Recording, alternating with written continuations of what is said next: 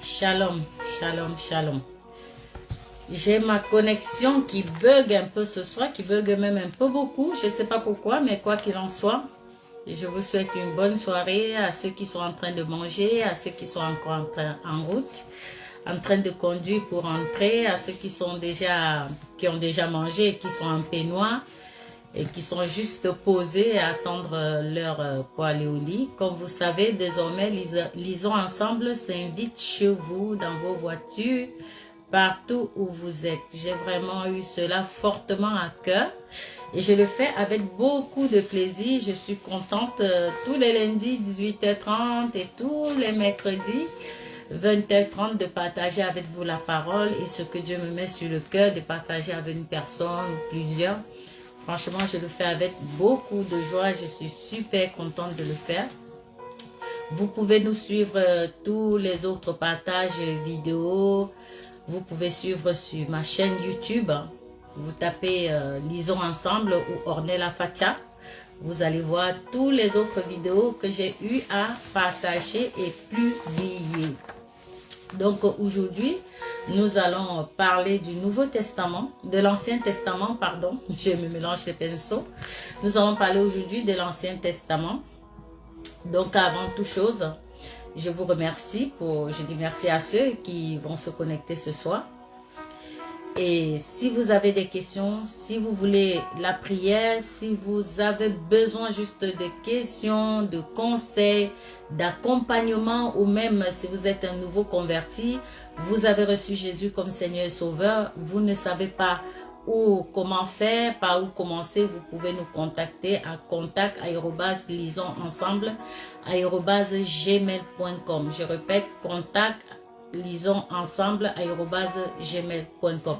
Vous pouvez aussi nous adresser votre demande si vous souhaitez vous joindre à nous tous les lundis parce que Lisons ensemble, nous nous retrouvons tous les lundis soirs à partir de 20h sur Zoom pour partager la parole, aller un peu plus loin parce que le programme est synthétisé et limité. Quand on se regroupe, on peut vraiment aller beaucoup plus loin, poser les questions, échanger, partager nos révélations respectives. Et c'est vraiment ça parce que nous savons que la parole de Dieu est importante pour la croissance d'un chrétien. On ne peut pas être chrétien et ne pas aimer la parole. Ça va à l'encontre même de qui nous sommes. Et nous savons que dans 2 Timothée, chapitre 3, versets 16 et 17, je répète, 2 Timothée, chapitre 3, versets 16 à 17, qui dit « Toute écriture est inspirée de Dieu et utile pour enseigner, pour convaincre, pour corriger, afin que l'homme de Dieu soit formé et équipé pour toute œuvre bonne. » Donc, vous voyez que la parole le dit, hein, l'importance, ça parle de l'importance de la parole, des Écritures. Donc, on ne peut pas être chrétien et passer à côté de la parole, c'est juste pas possible. On sera bancal, on ne peut pas être efficace. Si on dit juste je prie, je prie, je prie, je prie, et que ce n'est pas équilibré avec la parole, c'est bancal. C'est une vie spirituelle complètement bancale qui ne produira rien. Ça ne produira rien. Vous allez me dire, ouais, peut-être j'ai des petits miracles ou quoi. Hein. Je vous garantis que même une poule aveugle, à force de becter tout le temps, de temps en temps, il trouvera bien une graine. On est d'accord. Donc, il est important pour dire quoi? Pour dire que la vie spirituelle ne s'arrête pas juste à prier, prier, prier. C'est aussi la parole, c'est même l'essence même d'une vie chrétienne, c'est la parole. C'est pour ça que Jésus a parlé de demeurer dans la parole. Il a dit que si ceux qui ont cru en lui demeurent dans sa parole, là, ils sont vraiment ses disciples. Et si Jésus a dit ça, c'est parce que c'est important pour un chrétien de demeurer dans la parole de Dieu.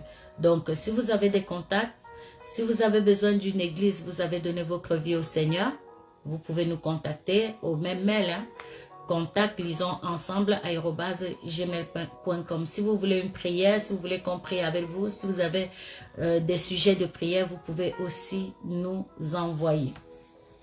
Voilà. Nous allons rendre grâce à Dieu. Je dis merci au Seigneur parce qu'il va encore nous enseigner. Il va encore nous révéler beaucoup de choses dans sa parole qui va nous faire du bien.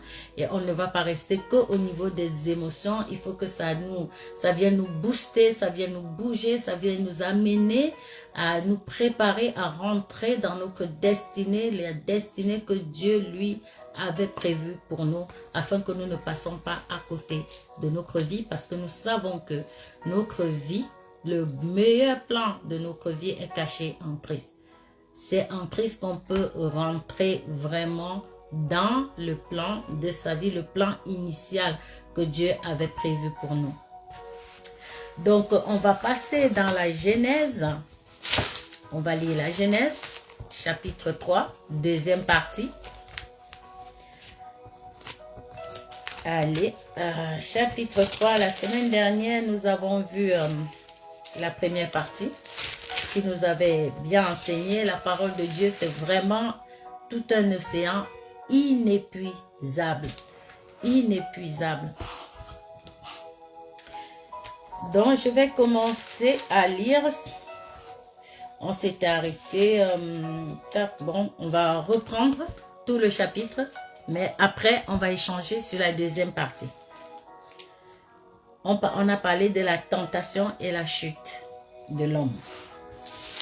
Le serpent était le plus rusé de tous les animaux des champs que l'Éternel Dieu avait fait. Il dit à la femme, Dieu a-t-il réellement dit, vous ne mangerez pas de tous les arbres du jardin? La femme répondit au serpent, nous mangeons du fruit des jardins. Mais quant au fruit de l'arbre qui est au milieu du jardin, Dieu a dit, vous n'en mangerez point et vous n'y toucherez point de peur que vous ne mouriez. Alors le serpent dit à la femme, vous ne mourrez point. Mais Dieu sait que le jour où vous en mangerez, vos yeux s'ouvriront et que vous serez comme Dieu, connaissant le bien et le mal. La femme vit que l'arbre était bon à manger et agréable à la vue et qu'il était précieux pour ouvrir l'intelligence. Elle prit de son fruit et en mangea. Elle en donna aussi à son mari qui était auprès d'elle et il en mangea. Les yeux de l'un et de l'autre s'ouvrirent. Ils connurent qu'ils étaient nus et ayant conçu des feuilles de figuier, il s'en fit des ceintures. Alors ils entendirent la voix de l'Éternel Dieu qui parcourait le jardin vers le soir et l'homme et sa femme se cachèrent loin de la face de l'Éternel Dieu au milieu des arbres du jardin. Mais l'Éternel Dieu appela l'homme et lui dit, où es-tu? Il répondit, j'ai entendu ta voix dans le jardin et j'ai eu peur parce que je suis nu et je me suis caché. Et l'Éternel dit, qui t'a appris que tu es nu? Est-ce que tu as mangé de l'arbre dont je t'avais défendu de manger? L'homme répondit, la femme que tu as mise auprès de moi m'a donné de l'arbre et j'en ai mangé. Et l'Éternel dit à la femme, pourquoi as-tu fait cela? La femme répondit, le serpent m'a séduite et j'en ai mangé. L'Éternel Dieu dit au serpent, puisque tu as fait cela, tu seras maudit entre tout le bétail et entre tous les animaux des champs. Tu marcheras sur ton ventre et tu mangeras de la poussière tous les jours de ta vie. Je mettrai l'inimitié entre toi et la femme, entre ta postérité et sa postérité. Celle-ci t'écrasera la tête et tu lui blesseras le talon.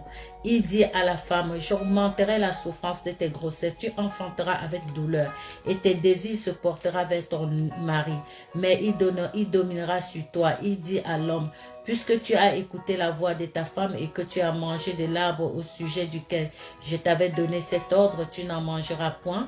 Le sol sera maudit à cause de toi. C'est à la force de peine que tu tireras ta nourriture tous les jours de ta vie. Il te produira des épines et des ronces et tu mangeras de l'herbe des champs. C'est à la sueur de ton front que tu mangeras du pain jusqu'à ce que tu retournes dans la terre d'où tu as été pris. Car tu es poussière et tu retourneras poussière. Adam donna à sa femme le nom d'Ève, car elle a été la mère de tous les vivants. L'Éternel Dieu fit à Adam et à sa femme des habits de peau, et il les en revêta. L'Éternel Dieu dit, voici l'homme est devenu comme l'un de nous, pour la connaissance du bien et du mal. Empêchons-le maintenant d'avancer sa main, de prendre de l'arbre de vie, d'en manger et de vivre éternellement. Et l'Éternel Dieu le chassa du jardin d'Éden pour qu'il cultive la terre d'où il avait été pris. C'est ainsi qu'il chassa Adam et il mit à l'orient du jardin d'Éden le chérubin qui agite une épée flamboyante pour garder le chemin de l'arbre de vie. Waouh! C'est vraiment, on peut voir dans ces passages l'amour inconditionnel de Dieu, la bonté de Dieu. On peut clairement voir cela. Et en même temps, quelle tristesse, quelle douleur. Ça fait vraiment de la peine à chaque fois que je lis ce passage, c'est vraiment quelque chose qui me touche.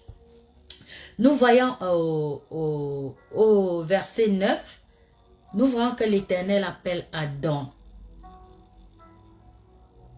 Et il lui dit, où es-tu?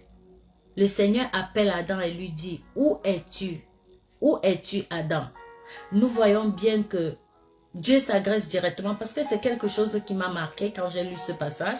Parce qu'il dit au verset 9, mais l'Éternel Dieu appela l'homme et lui dit, où es-tu? Il dit à l'homme. Il n'a pas demandé, où es-tu, Adam? Il dit, où es-tu? Donc, là, quand je perçois ça, donc c'est comme si il était en face d'Adam et il lui demandait, où es-tu? Où es-tu, Adam? Et ce passage est vraiment quelque chose qui est puissant, mais en même temps touchant, mais en même temps, on peut sentir la douleur de Dieu. On peut sentir le cœur du Père qui est meurtri, il lui dit, où es-tu? Et ce verset, nous voyons que quand il s'adresse à Adam, où es-tu? C'est pas qu'il ne sait pas où est Adam. Il sait exactement où est Adam. Mais en fait, ce qu'il ressent, c'est qu'il y a quelque chose, il y a une séparation. Il ne le sent plus. Il ne sent plus cet amour, cette connexion, cette relation. C'est pas qu'il ne sait pas où est passé Adam. C'est quelque chose de spirituel. C'est quelque chose qui se passe dans le cœur. Que Dieu dit, où es-tu? Et ça m'a fait penser, ce passage m'a pensé au verset de Luc 8, 44, où la femme à la perte de sang prend la décision d'aller chercher sa guérison auprès de Jésus, où elle dit qu'elle va juste toucher le pan de sa robe. Et nous voyons dans ce passage des Écritures que quand la femme a touché le pan de la robe de Jésus, la parole nous dit qu'il a senti une force sortir de lui. À l'inverse, un peu comme Dieu a senti une séparation. Et c'est vraiment quelque chose qui m'a amené à voir vraiment un père qui dit, mon enfant, où es-tu? Tu n'es plus, tu t'es éloigné de moi. Où es-tu passé? Et on peut voir le cri du cœur du Père, où es-tu? Et vraiment, Dieu est en train de dire à quelqu'un, à travers ce programme, où es-tu? Dieu te cherche. Dieu te cherche. Il veut te faire du bien. Il veut transformer ta vie. Il veut prendre soin de toi. Il dit, où es-tu? Ça s'adresse à une personne ici. Dieu est en train de te chercher. Tu l'entends, tu le vois, mais tu fais la sourde oreille. Je ne sais pas si c'est un homme ou une femme qui va entendre ça. Dieu lui dit, où es-tu? Où es-tu, mon enfant? Reviens. Reviens. C'est une personne qui a dû s'éloigner de Dieu. Et que Dieu est en train de lui dire, reviens. Cette parole s'adresse à une personne qui a rétrogradé. Et Dieu lui dit, je ne sais pas quand tu écouteras ce message, mais Dieu te dit de revenir à lui. De revenir à lui. Pour revenir dans notre lecture, donc on peut voir là que c'est spirituel, c'est la séparation spirituelle. Et à partir de là, l'homme ne pouvait plus avoir la relation avec Dieu. Il ne pouvait plus avoir la relation avec Dieu parce que là, il était corrompu.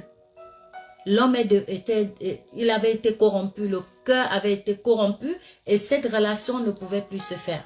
C'était terminé, c'était coupé. C'est pour ça qu'on voit que dans la Genèse, il y a vraiment, ça parle de la chute de l'homme et vraiment on voit aussi le plan de Dieu pour la rédemption, pour racheter l'homme.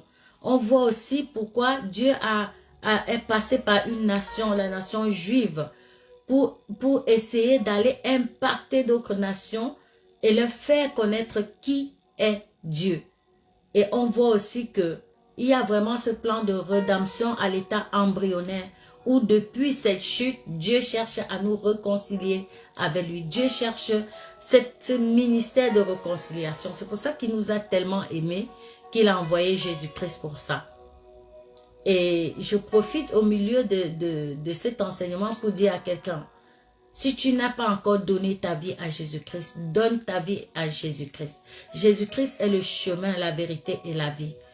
C'est à travers Jésus-Christ. Nul ne peut aller au Père s'il ne passe par le Fils. Vous ne pourrez pas en aucune manière arriver à Dieu si vous n'avez pas reçu Jésus comme votre Seigneur et Sauveur. Si vous recevez Jésus comme votre Seigneur et Sauveur, il viendra dans votre vie. Il viendra transformer votre vie. Il viendra vous amener à rentrer dans le plan initial que Dieu avait prévu pour vous. Les projets de paix que Dieu avait formés pour vous, alors que vous n'étiez nous, alors qu'on était que vraiment, alors même qu'on était encore dans le ventre de notre mère, Dieu nous connaissait et il avait un plan. Il avait un plan pour nous. C'est compliqué pour toi. Tu te dis, c'est la fin d'année, je ne sais pas comment faire. Les choses sont compliquées, tu ne vois pas le bout. Peut-être qu'il est juste temps que tu reviennes à la maison. À la maison, c'est auprès de Dieu, en recevant Jésus comme Seigneur et Sauveur, en lui disant que tu as vécu comme tu as voulu jusqu'à présent et qu'à partir de maintenant, tu le reçois comme Seigneur et Sauveur personnel dans ta vie. C'est vraiment important. Bien-aimés, l'enfer existe vraiment. Posez-vous la question de savoir si je devais mourir maintenant, où est-ce que je vais? Posez-vous cette question. On est en fin d'année, il se passe des choses. Le dehors, l'extérieur là, quand on regarde même les infos, il y a tellement de catastrophes, de choses qui se passent. Nous devons nous poser la question là maintenant. Je meurs, je vais où? Où est-ce que je vais si je meurs maintenant? Parce que je vous garantis que si vous n'avez pas reçu Jésus comme Seigneur et Sauveur et que vous mourrez, vous irez en enfer. Et l'enfer existe vraiment. D'autres parlent du jugement, d'autres parlent du jugement. Le jugement a déjà été fait. Dieu a tant aimé le monde. Il a tout préparé pour nous. Pour toi aussi.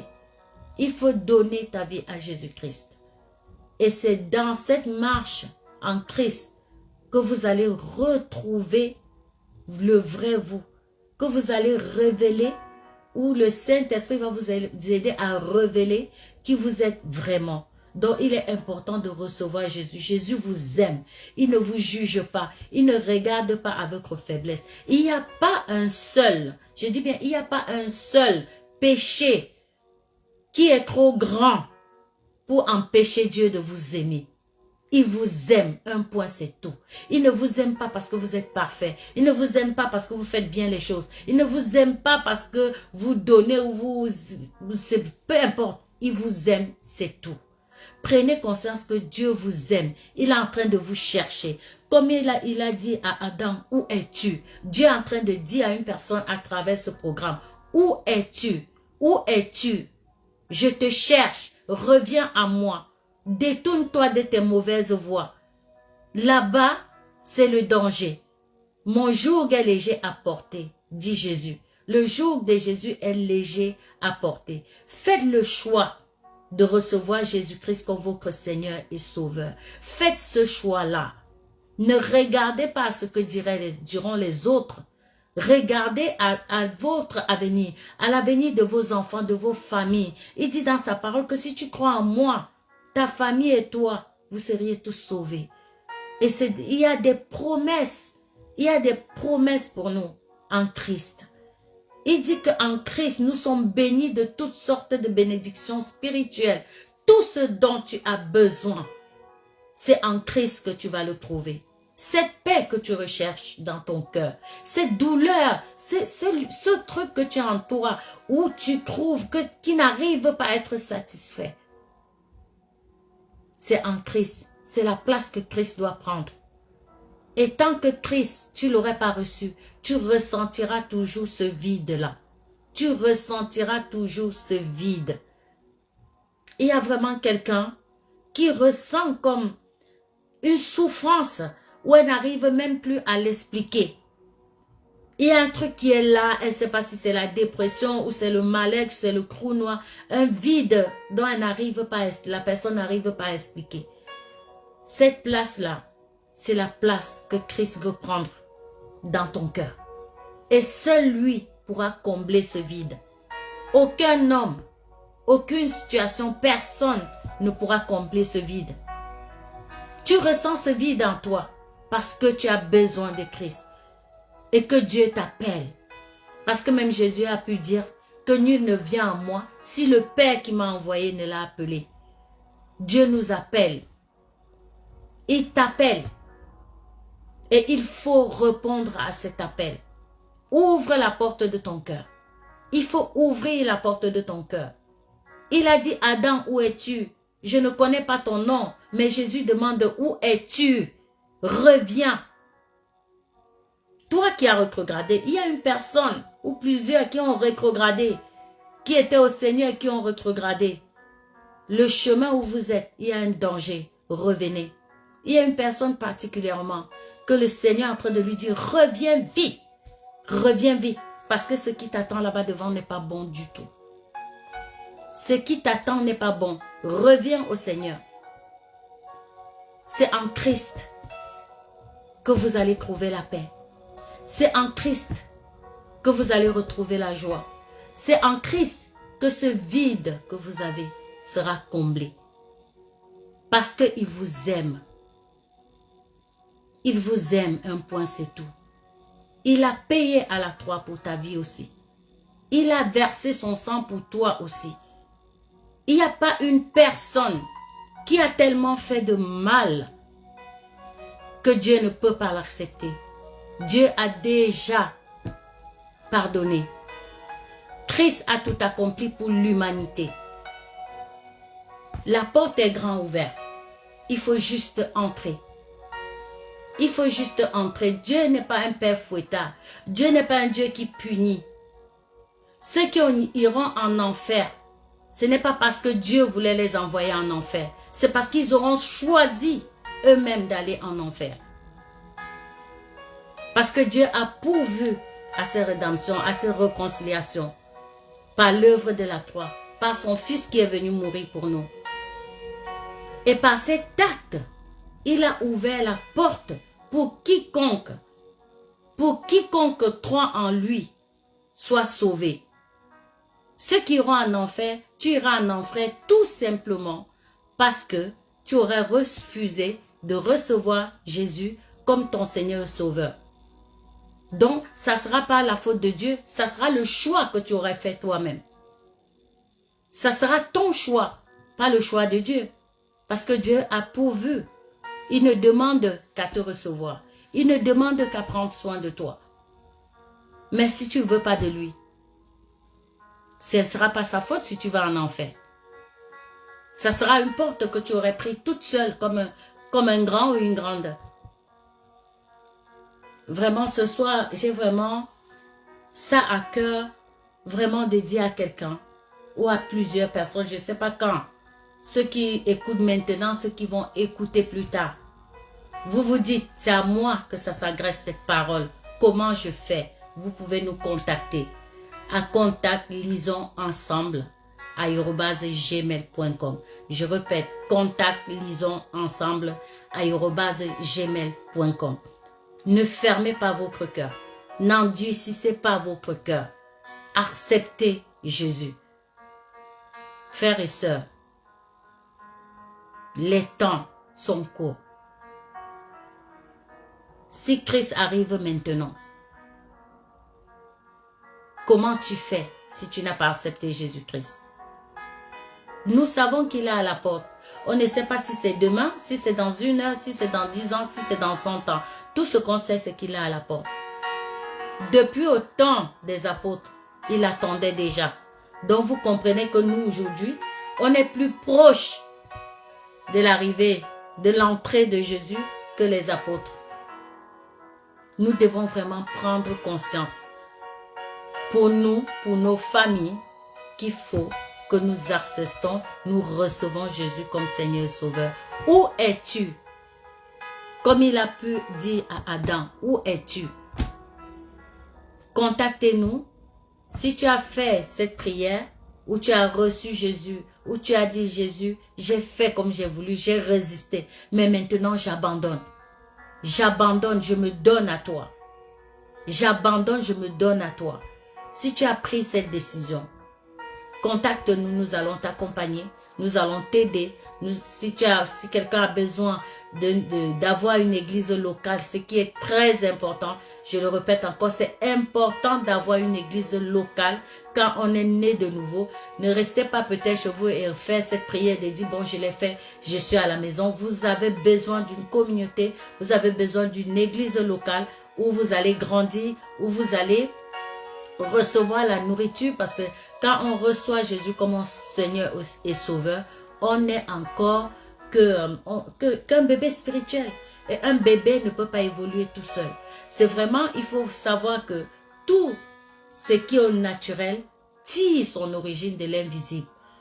Ça tire son origine de l'invisible, du côté spirituel. De la même manière que quand tu es né toute petite, tu as eu besoin qu'on prenne soin de toi, qu'on te donne du lait, qu'on te lave, qu'on t'écoute, qu'on te longe, qu'on te soigne. De la même manière, quand tu nais de nouveau, tu es ce qu'on appelle un épios, un bébé spirituel. Tu as besoin qu'on prenne soin de toi. Tu as besoin qu'on t'apprenne des choses. Tu as besoin qu'on prenne soin de toi. Peut-être la vie t'a écorché, tu es blessé. Dieu veut te soigner. Dieu veut panser tes blessures. Ne résiste plus. Ne résiste plus. Ne résiste plus. Ouvre ton cœur. Reçois Jésus comme Seigneur et Sauveur. Et contacte-nous. Nous allons t'aider. On va t'accompagner. Nous sommes là pour ça. On va prier avec toi. Si tu as des questions, nous allons répondre à tes questions. Et tu peux suivre, en attendant, vous pouvez suivre toutes mes publications sur YouTube. En tapant Lisons Ensemble ou Facha Ornella, vous allez voir tous les autres enseignements d'avant. Vraiment, ce soir, ça a été vraiment plutôt dirigé au niveau des personnes que Dieu est en train d'appeler. Où es-tu? Où es-tu? Où es-tu? Je ne connais pas ton nom. Dieu te demande où es-tu? Sur ce, je rends grâce au Seigneur pour ta vie. Je dis merci au Seigneur parce qu'il t'a attiré à lui. Je dis merci au Seigneur parce qu'il prendra soin de toi. Je dis merci au Seigneur parce qu'il a permis que ce programme s'adresse à toi. Et si tu as reçu et que tu sais que tu es prêt, contacte-nous. Et on se dit à très très bientôt. Comme vous savez, tous les lundis, vous pouvez vous joindre à nous si vous souhaitez. Hein. C'est au même mail, contact lisonsensemble@gmail.com. Contactez-nous, rejoignez-nous pour partager la parole, pour vous nourrir. Encore une fois, ne restez pas seul. Ne restez pas seul. Venez vers nous, nous allons vous accompagner. On va échanger, on va vous écouter et on va vous aider à grandir et venir avancer avec nous. Soyez bénis. On se dit à lundi 18h30 via le live. Nous allons travailler avec le Nouveau Testament lundi 18h30 et 20h30 si tu le veux. Tu pourras nous rejoindre sur Zoom à partir de 20h. Ciao.